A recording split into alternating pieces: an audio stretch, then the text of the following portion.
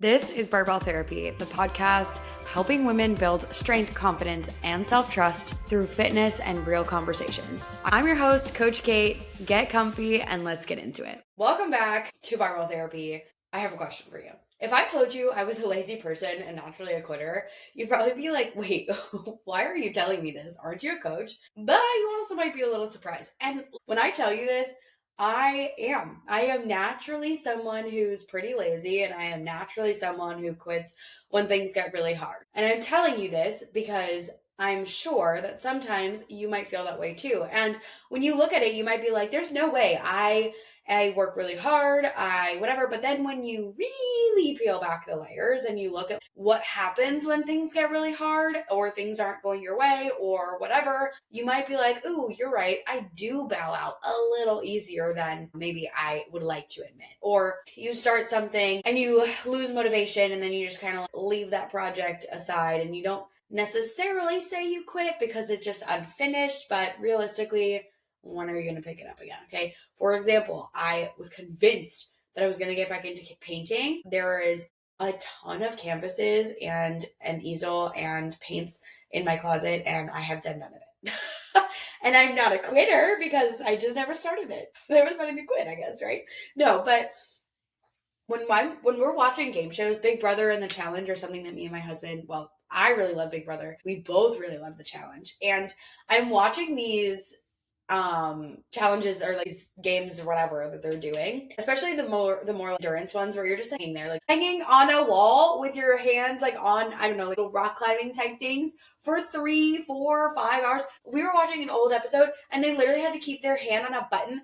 This girl kept her hand on a button for 9 hours. I am telling you, I wouldn't do that. Yes, $500,000, $1 million is on the line. But like, I wouldn't do that. There's just no way. And what ultimately it really came down to is that I just didn't want it bad enough. And I am very, very open to admitting that there are things that I am unwilling to do because I don't want it. And that is kind of that same sentiment when it comes to weight loss. And again, I am not that person that tells you like, you don't want it bad enough, you don't have enough discipline. No. What I am telling you though is that there is a level of understanding that when it comes to wanting a specific outcome, there is something that you have to give up or some hard discomfort that you have to push through in order to get it, right? And it might be that you do want it really badly, but in the moment, in the season of life that you're in, it is simply not possible. So in that season of life, no, you don't want it bad enough to overcome that, right? So for example, for my birthday, which is coming up here in a couple of days from recording this. By the time this releases, it will have passed. But when I look at that, I know that I'm going on a snowboarding trip and I know that there's going to be a waffle cabin and this mountain in particular is really bougie. So I know that the restaurants there are going to be higher quality. And so I don't want to give up experiencing that and eating really delicious food and having whatever I want at those restaurants in efforts to stay in a calorie deficit, right? Like that is an okay choice. Like that, there's nothing wrong with that choice, but it is a choice I'm making. It's a choice that I'm making that says in this moment, I would prefer to just eat whatever I want over trying to be in a calorie deficit. And that is the mindset shift that you have to have when you are looking to lose weight. Okay. You have to understand that you are actively making a choice. It is 100% possible to stay in a calorie deficit and order something off of the menu that would actually work towards your goals or your calorie deficit. But it's also 100% okay to decide you don't want to do that. It is your choice. And giving yourself that power and that self-leadership to be able to make those choices and feel confident in those choices is the missing piece in your weight loss journey. It's not that you're just lazy and a quitter, even though that might be true. It's rationalizing the why behind that, right? I also suffer from ADHD and there is literally no way for 9 hours I can stand there and do this without at some point my brain being like, squirrel. I don't like to do hard things. I avoid them. So sometimes I just have to resign to the fact that that's true, but I'm making the choice to avoid it. And sometimes I have to actively tell myself to keep going. The other week, we were really, really short on steps and I needed to do 60 minutes on the walking pad in front of the TV and I did not want to do this. So I stood there and I put it at 3.0 so then that way I could get through it faster. And I was just for like 15 minutes straight. Okay, Kate, just another minute, just another minute, just another minute. And I had to keep going. And I didn't quit, but oh my goodness, did I not feel like doing that. But again, that was the choice that I made to push through the discomfort because I wanted my goal in that moment more than I wanted to be comfortable sitting on the couch watching TV, right? And even like when I think about my business, there have been so many moments where I've tried to outsource because it's hard. Okay, being an entrepreneur, owning a business is hard. So yes, there are definitely moments where I'm like, I'm just gonna outsource this. I don't feel like doing it. But then what I realized is that it still wasn't working when I outsourced it because I still didn't have the leadership for not just myself, but now for somebody else to actually get the outcome and the result, right? And that's the same thing when it comes to you.